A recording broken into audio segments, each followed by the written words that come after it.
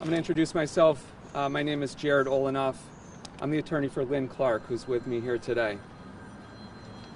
First thing I want to say is that I'm disappointed that I was not able to be here the other day for her first appearance. I was on trial in another case, but I do want to thank my wife, Lauren Olenoff, a partner, Egan Flanagan and Cohen, who stood in, did a tremendous job that day on what was a very difficult day for Ms. Clark. I'm also disappointed that Ms. Clark was arrested and handcuffed and brought out of her home. That did not have to happen, especially because we had an understanding with the government that we would be notified that there was a time to come to court and that we would immediately come to court. So that was disappointing, and it was unnecessary as well. This is a 29-year employee of the city of Chicopee. She started out 29 years ago as a teacher, worked several years as a teacher, and then was a principal for 14 years for 3 different schools in Chicopee. Then she was an assistant superintendent for a number of years, and then for the last 2, the superintendent. And during that entire time, served with dignity and integrity. Someone who was well respected, well liked. Of course, there were disagreements in policy over the years, but she handled those with grace and with no kind of wrongdoing of any kind for that entire time. And that's one of the reasons why we're here today, is to tell you about who she is as a person, and to talk about her stellar career that she has had, and to also ask the public and everyone else to keep an open mind about this. She denies the allegations. Okay? At this point, that's all they are. They are merely allegations. Absolutely nothing has been proven whatsoever. We have not seen any evidence of any kind of wrongdoing whatsoever. All that you have so far is a complaint, okay? And the complaint is not evidence. It is merely an allegation, which she denies. There's factual allegations contained in the complaint. And I would say at this point, without getting into details, there are a lot of parts of that are inaccurate from her standpoint. 2 aspects to that. This is someone who met with the FBI on 3 occasions voluntarily. She was uncounseled, and from my understanding of how things go, those meetings were unrecorded. In other words, they rely almost entirely on the memory and the word of the people in the room there. So to say that there's absolute proof, or at this moment any proof, that has been shown in a court of law to be credible is simply not true. Are you saying the FBI is lying, Jared?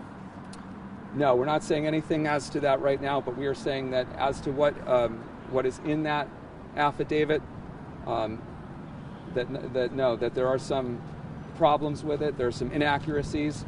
There are things in there that the FBI alleges she said that she denies that she ever said. I'll give you an example. There's an allegation that she claimed her son sent the text messages, and that is absolutely not true. That is not something she said. The problem with this type of allegation and the way they do these statements is they're, to the best of my knowledge, not recorded. Now, if this were in state court, the state and local police departments are required under Massachusetts law to record these statements to avoid any kind of discrepancies, any kind of inaccuracies, losses of memory, anything like that. There's no such rule in federal court. But that being said, we have not seen any evidence so far. We have not seen any text messages. nor has Ms. Clark. But again, the text messages are not the crime here. The alleged offense is a false statement, and that she denies.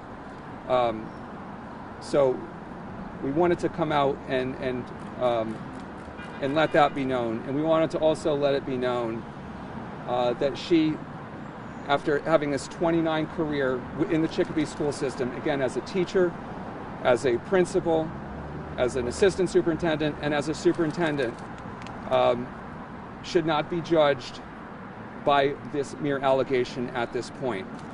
There'll be plenty of time for us to receive evidence. There'll be plenty of time for us to challenge evidence if that's where this goes. So to say that she's been treated fairly so far in the public realm is that has not been the case. In fact, I would specifically reference a lot of the comments made by the Chicopee School Board by those members as to commenting on the alleged conduct at this point, as if it were true, as if it had been proven, as if there were evidence of it that had been proven in a court of law. We take real issue with that. It's inappropriate, and at this point, we would ask people to keep an open mind. People also want to judge will say, oh, the mere fact that she was charged with a crime is wrong. Well, this happens. People are charged with crimes every day. Not everyone who is charged with a crime is guilty. And there's a process that takes place, and during that time, the truth will come out. At this point, again, we have not seen a single shred of evidence. We look forward to that. Ms. Clark herself has not seen a single shred of evidence yet. And so I would proceed with caution in terms of making up your mind before anything has actually come out. But for 29 years, she carried herself with dignity and held the utmost integrity in the Chicopee school system.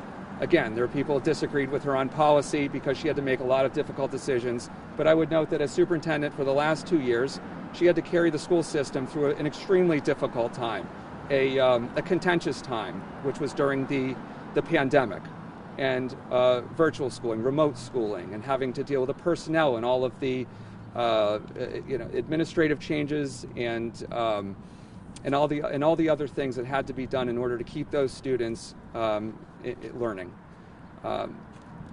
So with that, again, I would ask everyone to keep an open mind about this, and just know that we are here.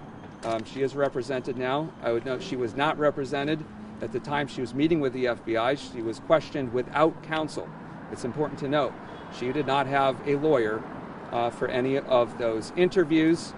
And again, to the best of my knowledge, none of those interviews are recorded. They rely on the word and the memory and the motives of the people in the room who were there for it. Was Ms. Clark Mirandized? I don't know, but I would have to guess no, because she was there voluntarily. And so it was not a custodial situation. She was there voluntarily and met with them on 3 different occasions as recently as a few months ago. And so to think, when they made the decision to arrest her, I don't know where they thought that she might run to, because she had been cooperating with the FBI regularly, and they already knew when they arrested her that they were going to agree to release her in front of the judge the other day as soon as they got to court. There was no purpose in doing that other than to humiliate her, to cause the greatest amount of disturbance in her life, and make more of a public spectacle of it. So that's why we're here. Normally, I would just add that normally the rules of ethics prevent such pretrial publicity from attorneys. However, there's an exception, and that is when there is such pretrial publicity that is so overwhelming that it could cause an enormous damage to the reputation of the person charged. And we are now in that position right now, and that's why we are here. Would you say that the 99 texts that were sent Are you alleging that your client did not send those messages? We're not alleging anything at this point. We haven't seen any text messages. We don't even know what they say. We don't know what the contents are.